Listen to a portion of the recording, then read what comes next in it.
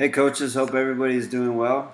And I just want to do a short lesson about coaching emotions. I'm reading a good book right now called 3D Coach. And I just want to take a little bit of time to talk about what they say about emotions in coaches and players. And as we continue to try to grow as coaches, there's some great things in here to help us learn. And I specifically want to focus on what he says about unpleasant emotions. And he classifies them as unpleasant helpful and unpleasant harmful. And sometimes in our coaching, it can be a positive thing for us to show some emotions that are in a negative way, like anger, frustration, in order to prove a point. But remember, as we've talked about before, everything in coaching has to have a purpose behind it. So if we show empty emotion, empty anger, that is not justified towards our players, it doesn't have a specific purpose, then it can really counteract what we're trying to do, and can have a very negative effect. And what he talks about is some of these unpleasant helpfuls can be short-term frustration, short-term anger, short-term disappointment. And the key word there is short-term.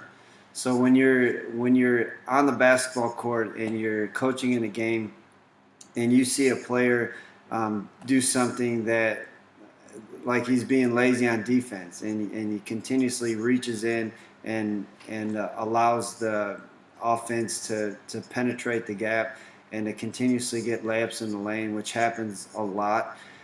It's okay for you to show anger and frustration to correct the athlete and to hopefully inspire them to want to do better. But short term is the key. Remember, Coach Mike talked about next play mentality. So coaches have to demonstrate that as well. And we cannot dwell on that mistake that was being made. But we can show our frustration, correct the athlete, and then move on to the next play and help them build confidence throughout the game. We cannot destroy their confidence in the game. Now, the one that I want to focus, and I'm going to read to you straight from the book because I think he says it really well, is unpleasant harmful. This is what he says. On the other hand, there are many unpleasant emotions that are simply harmful and hinder performance. As you can imagine, the list is lengthy and contains emotions to which we can all relate: fear, desperation, panic, guilt, embarrassment, shame, distress, sadness, rage. Some of the harmful effects of these unpleasant emotions include unhealthy levels of intensity. This hinders execution as athletes get too ramped up and begin to tighten up on the field of play. Physical and psychological shutdown. Athletes can no longer handle the pressure.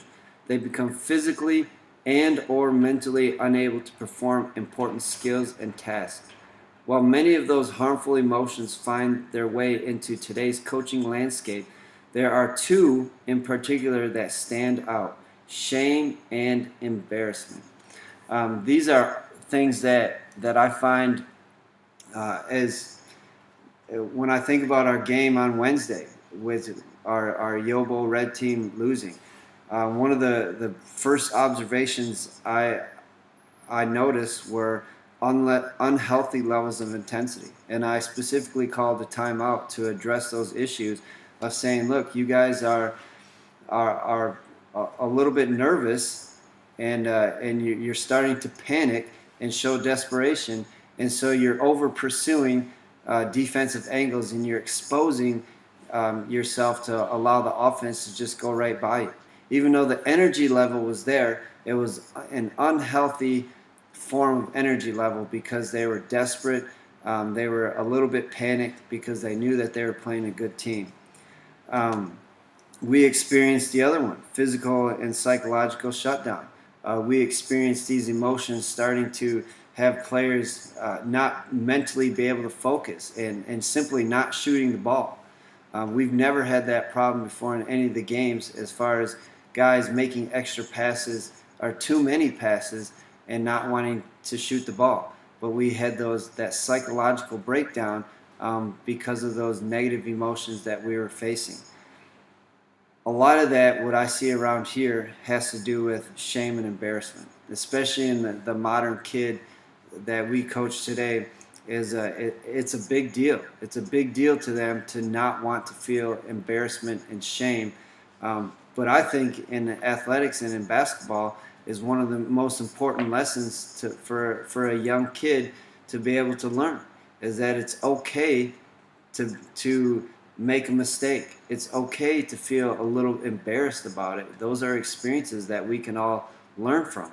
But yet, in today's society, we face a big challenge because our kids, our athletes that we coach, do not want to get out of their comfort zone because they are afraid of failure. They don't want to experience it, so they just don't try as hard.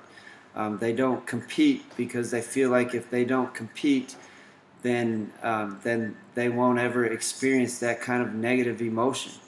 And I think it's important for us as coaches to help our athletes to realize that it's okay to make mistakes. It's okay to have fear, to have some of these emotions, but there's always ways to overcome those emotions.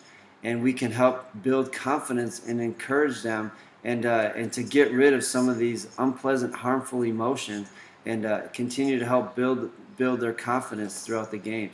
So as we continue to coach and as we continue to learn, I hope that we can help get rid of some of those unpleasant, harmful emotions on the basketball court, and train our athletes to have the same intensity, to learn that you can compete, to try hard, you can fail often, and experience more of the unpleasant, helpful emotions, and continuing to try to improve.